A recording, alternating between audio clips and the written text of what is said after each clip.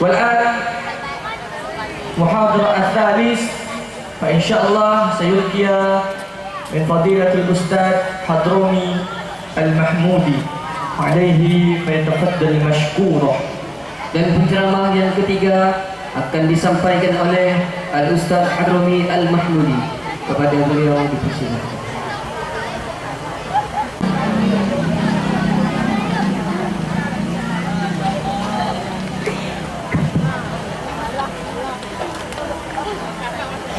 Assalamualaikum warahmatullahi wabarakatuh. Mau disuruh kuat-kuat dan nyaman hati lah malam ni. Nengok pun dah rasa kabur. Aduh orangnya je deh. Assalamualaikum warahmatullahi wabarakatuh.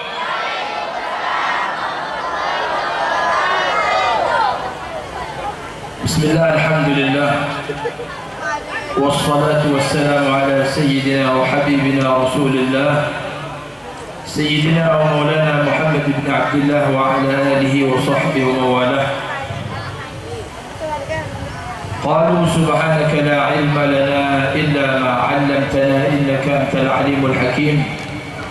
Qala rabbi ishrah li sadri wa yassir li amri wahlul 'uqdatan min lisani يفقه قولي. اللهم لا سهل إلا ما جعلته سهلا وأنت تجعل الهزن إذا شئت سهلا. Yang kami muliakan para habaib yang mulia, para keturunan Rasulullah sallallahu alaihi wa alihi wa sahbihi wasallam yang semuanya terhormat, termulia indana wa indallah, di sisi kita semua dan di sisi Allah subhanahu wa ta'ala. Semoga semuanya para habaib kita yang ada di sini dan semua yang ada di sini juga mudah-mudahan selalu disihahkan oleh Allah subhanahu wa ta'ala, zahir batinnya dimudahkan seluruh urusannya, dunianya, akhiratnya, dan semoga selalu masih memberikan manfaatnya kepada kita sehingga kita dapat ngikut di belakangnya ketika hendak bertemu Rasulullah sallallahu alaihi wasallam.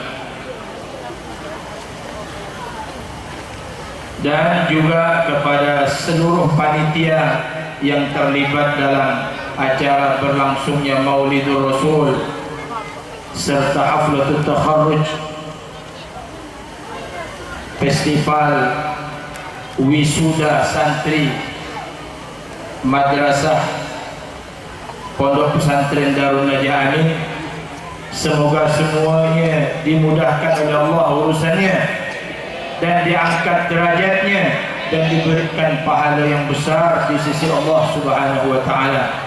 Dan semoga yang diwisuda dalam acara ini ilmunya manfaat, barakah dunia akhirat, bermanfaat untuk dirinya dan bermanfaat untuk umat semuanya.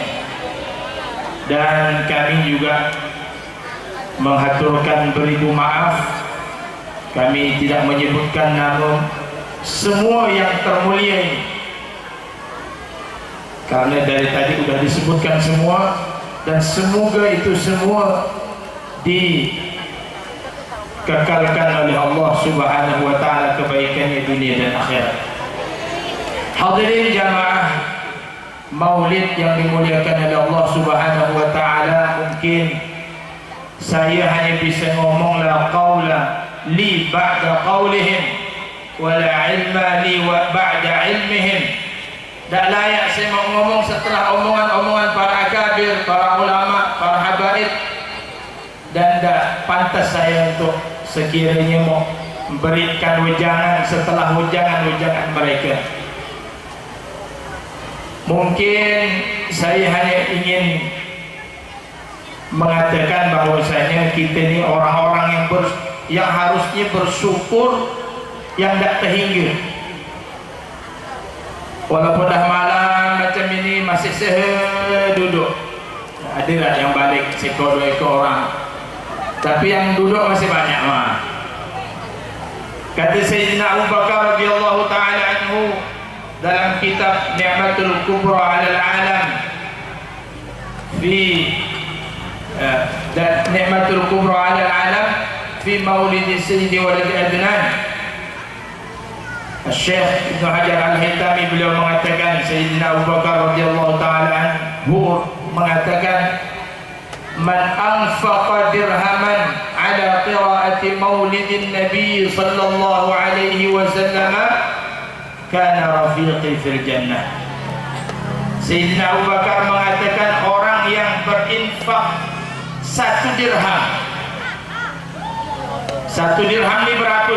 Kurang lebih 200.000 lah kalau duit kita tu. 200.000 ni usah anggap banyak pak, bu. Mau dibelikan ke minyak kah dapat 20 literan? Tanyakan ke yang jual minyak tu. Itu dia SPBU. Kalau yang tepi-tepi jalan ni kah dapat sikit lah. Itu kalau kita infakkan untuk buat maulid. Yang ibu-ibu buat maulid berjanji di rumah seminggu sekali, itu buat tambah usah kurang dari 200.000. Nah, yang buat maulid tu lah usah kurang 200.000. Mau bisa lebih.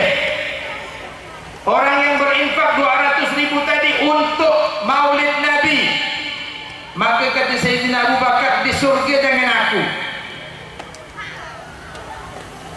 Hadirin Allah Subhanahu wa taala, seorang ulama juga mengatakan, Sayyidina Hasan Al-Basri beliau mengatakan, wadidtu law anni mithla jabal Uhud zahaban fa anfaqtu li qiraati maulidin Nabi sallallahu alaihi wasallam. Sayyidina Imam Hasan Al-Basri beliau mengatakan, kalau aku pengen punya harta sebesar gunung Uhud emas semua. Kalau aku punya emas sebesar gunung Uhud, niscaya aku akan gunakan untuk berinfak untuk buat maulid Nabi Muhammad sallallahu alaihi wasallam. Karena Sayyidina Umar dalam kitab itu juga mengatakan, man 'azzama maulidan Nabi sallallahu alaihi wasallam, barang siapa yang mengagungkan maulid Nabi sallallahu alaihi wa sahbihi wasallam, faqad ahya al-Islam, sungguh dia telah menghidupkan Islam. Coba dalam maulid-maulid, dalam maulid Habsyi ada, dalam maulid Barzanji ada ibu-ibu yang suka baca maulid tu. Bapak-bapak gam, ni ibu-ibu jangan disebut ni, bapak-bapak gam lah, supaya dia buat maulid gam. Ini dah zaman ini berganti. Yang baca maulid ibu-ibu, bapak-bapak dah tak tahu kita. Dah lupa tak masih ingat lagu maulid tu, tak tahu kita. Dalam hal itu Sayyidina Umar mengatakan, sungguh dia telah menghidupkan Islam. Dalam Barzanji dikatakan, di malam kelahiran Rasulullah sallallahu alaihi wasallam, wa nataqat kullu dabbatin li Quraisyin bi fisahil al-sunil arabiyyah. Kata Sayyidina Ali Al-Barzanji, beliau mengatakan, di malam kelahiran Nabi Muhammad, seluruh binatang ternak orang Arab tu tahu ngomong, bisa ngomong bahasa Arab. Kita ni dah dengar habaib dah, ratusan habaib dah. Quran bahasa Arab, Barzanji bahasa Arab. Belum ketemu saya dengan Barzanji tu bahasa Melayu tak ada, bahasa Arab. Tapi ngomong bahasa Arab ni Masya Allah, luar biasa. Hadirin subhanahu. Tapi di malam kelahiran Nabi Muhammad sallallahu alaihi wasallam, binatang dia tahu ngomong bahasa Arab. As-salatu wassalamu alayka ya Rasulullah Pak Bu. Kalau kambing, sapi, kerbau, unta tak bergembira dengan lahir Nabi Muhammad, ada manusia tak suka maulid, itu pekir. Mau tahu tak? Pekir. Jadi kalau orang tak suka dengan maulid ni, hati-hati ni. Itu dah manusia paling pekir tu itu ah. Bayangkan, yang paling hina je binatang tu Pak Bu, dibandingkan manusia, tak ada reganya binatang tu. Tapi bergembira dengan maulid Nabi Muhammad sallallahu alaihi wasallam. Maka munasabah momentum maulid ni jangan dianggap enteng. Harus kita ambil hikmah, harus kita dapat pelajaran penting. Apa itu? Untuk mengetahui Nabi Muhammad ni manusia paling istimewa, keturunannya paling istimewa. Bahkan Al-Imam Al-Baijuri beliau mengatakan dalam kitabnya Kifayatul Awam, beliau mengatakan wa minal i'tiqad an na'taqida anna sayyidina Muhammad sallallahu alaihi wasallam wa ahla baitihi jami'a asraful makhluqat fil alam. Termasuk i'tikad yang harus kita punya keimanan dalam jantung hati kita ni satu. Salah satunya adalah meyakini Nabi Muhammad dan seluruh keturunannya tanpa terkecuali yang di dalam dirinya ada ngalir darah Nabi Muhammad merupakan makhluk termulia yang ada di atas alam dunia ini. Jadi usah mentang-mentang ada Habib jual ikan Habib jual ikan mah ada bersopan, ada berjubah, ada duduk majlis. Jangan. Tahu itulah ada tu. Tulah tu kalau mau tahu jambu mente tu. Tahu jambu mente tak? Jambu mente tu Pak, kaki dia dikebat ke atas, kepala bergantung ke bawah. Seluruhnya nyaman hidup pun pening kepalanya. Itu nak orang tulah. Lebih-lebih tulah dengan Nabi Muhammad dan keturunannya, matinya su'ul khatimah. Na'udzubillah. Hadirin wal hadirat jamaah maulid yang dimuliakan oleh Allah Subhanahu wa taala. Kita ni banyak munasabah, momentum hari Jumaat, hari yang paling istimewa yang tak diberikan ke siapa pun. Hanya umat Nabi Muhammad dapat hari Jumaat. Bahkan hari Jumaat ini dikekalkan sampai hari kiamat, sampai di surga pun masih ada.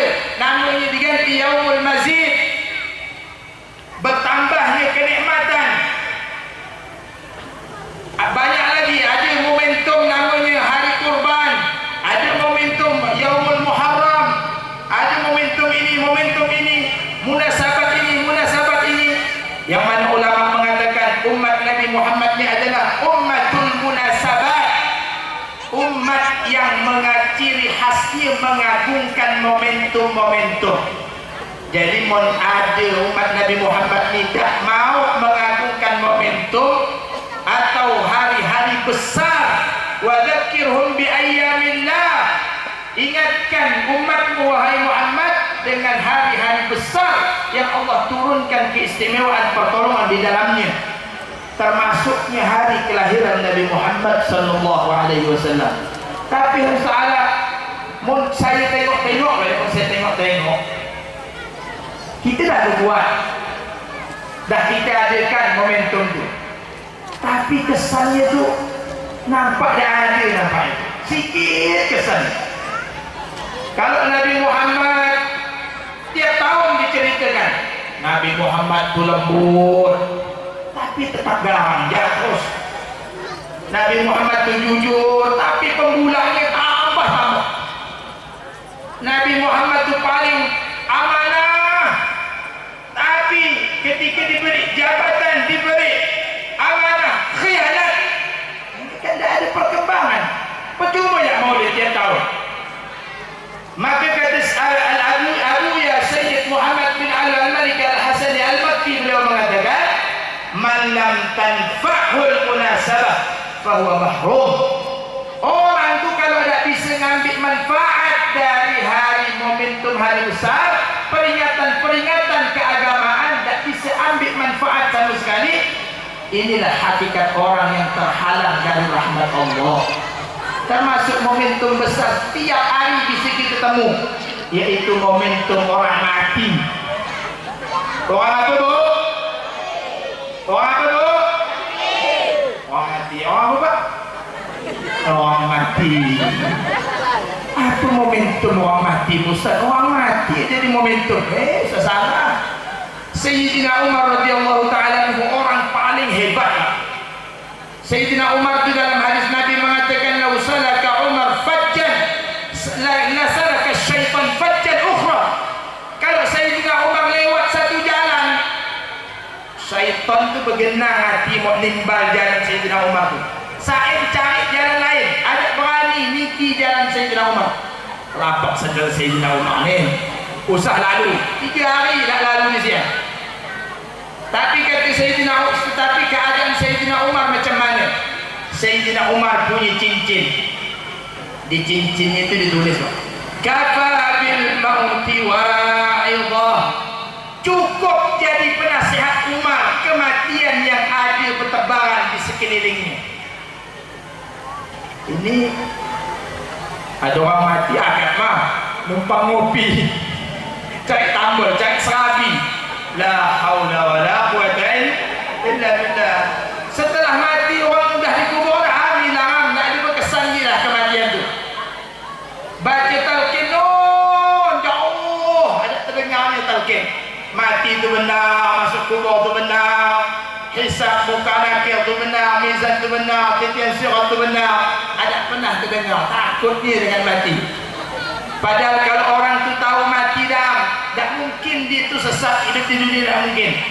Oleh kerana mati ni ada diambil ibrah pelajaran, hilang-hilang gitu je.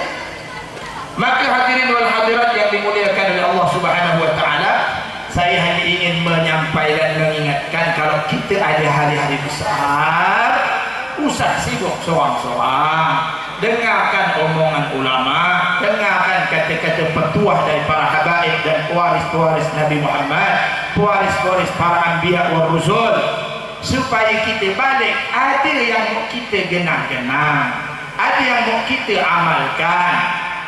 Nah, hadirin yang dimuliakan oleh Allah Subhanahu wa taala, sehingga maulid ni berkesan dalam diri kita. Satu yang paling berkesan yang harus kita terapkan di kalangan kita, keluarga kita, umat, yaitu sifat menjaganya Nabi Muhammad supaya orang tak sakit. Sakit apa? Sakit mata, sakit corona, enggak, sakit hati. Ini kadang-kadang kita tu, diri kita mau, kita ni pengen ada disakiti orang, tapi nyakiti orang paling agak. Kita ni mau dihormati, tapi menghormati orang paling ada. Mau dihormati, tapi orang tak mau dihormati, tak mau menghormati orang. Nah, mau dimuliakan, tapi tak memuliakan orang lain. Ini penyakit kita. Macam mana obatnya? Kita lihat Nabi Muhammad. Macam mana? Suatu ketika, Pak, Bu, dengarkan nih. Pagi-pagi Nabi itu singgah ke rumah Sayyidah Aisyah, istrinya. Nah, singgah ke rumah Sayyidah Aisyah, tak ada persiapan.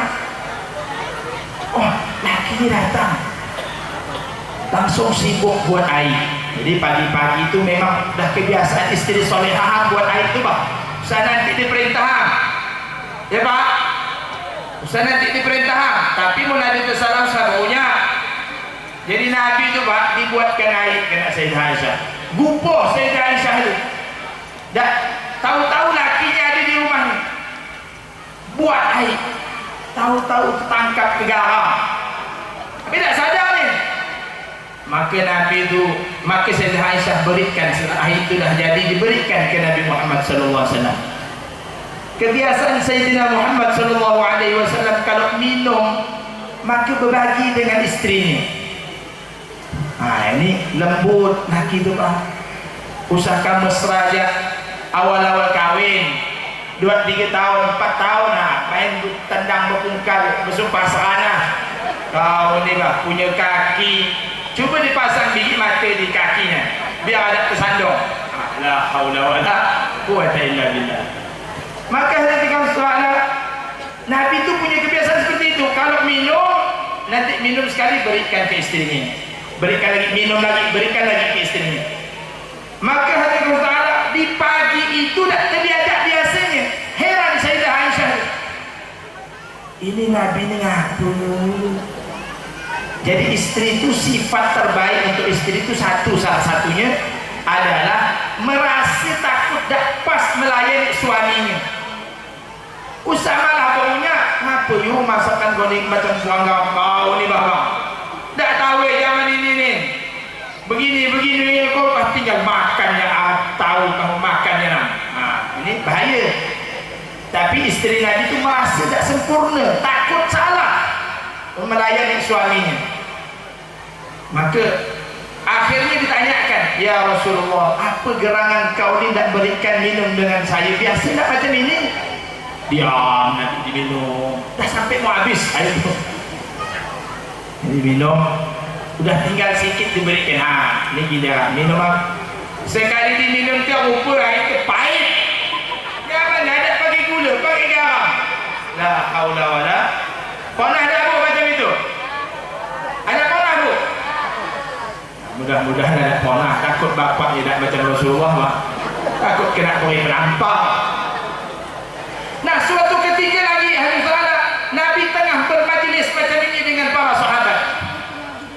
Bermajlis macam ini, tiba-tiba tengah Nabi ngomong, tengah khidmat mendengarkan Nabi berbicara, tiba-tiba ada suara, ada bau kentut. Dan bau kentut musim cencalok ni. Takkan tak berhamburan baunya. Ya. Jadi Sayyidina Umar bilang, siapa yang kentut ni? Kentut depan Nabi, potong kepalanya.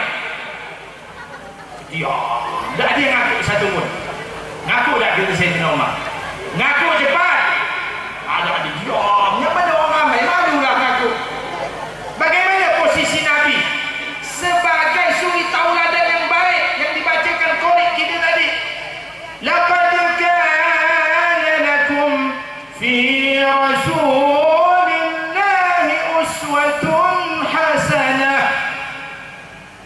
suri tauladan yang baik isi diambil dalam diri Nabi.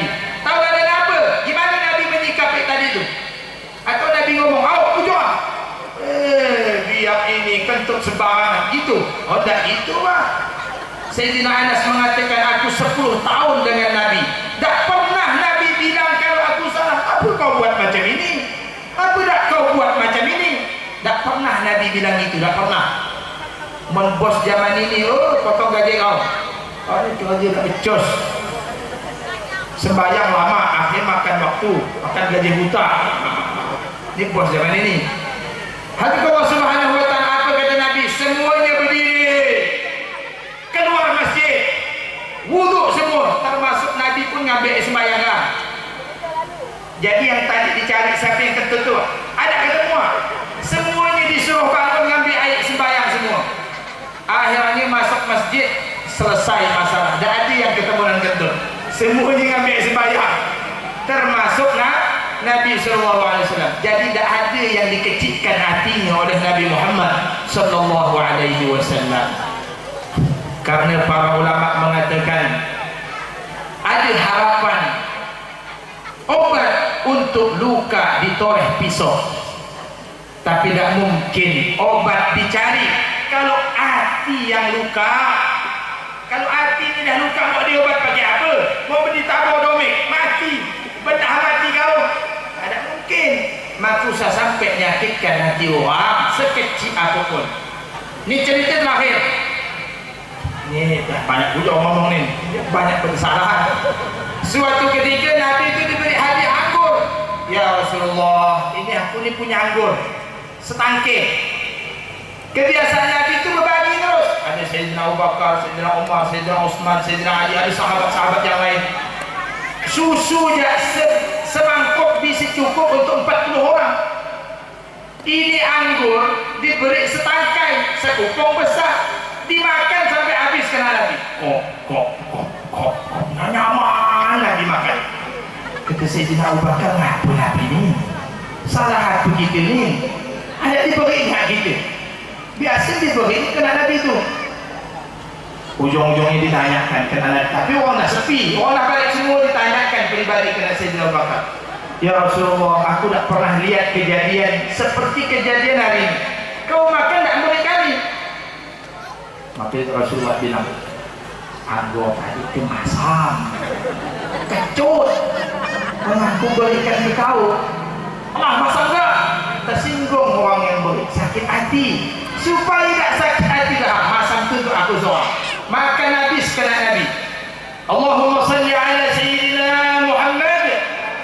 Maka bapak-bapak, tuan-tuan yang dimuliakan oleh Allah, sifat lembut inilah yang harus kita bawa. Tapi usah lemah.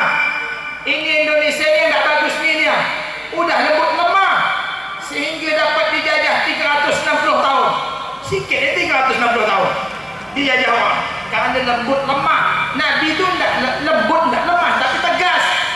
Bayangkan perang melawan 1000 pasukan, jumlah Nabi dan sahabat hanya 313 mah. Ini kuat tapi lembut. Kalau kita ni dah lemah, lembut, nah maka usah ditiru. Tegas, kuat dan lembut. Tegasnya dalam apa? Usah sampai ada anak bini kita maksiat, ada merah muka kita nengoknya. Tutup buritnya, ketek ni tengah.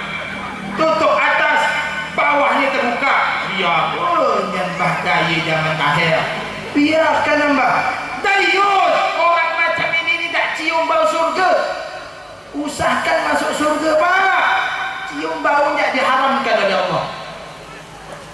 Maka kelembutan kita tak kasar, kelembutan kita tapi tegas dalam keburukan, dalam maksiat melanggar aturan Allah. Usah kompromi, ditegurkan walaupun anak seorang, walaupun keluarga seorang, tapi kelembutannya harus dirasakan semua orang di sekeliling kita.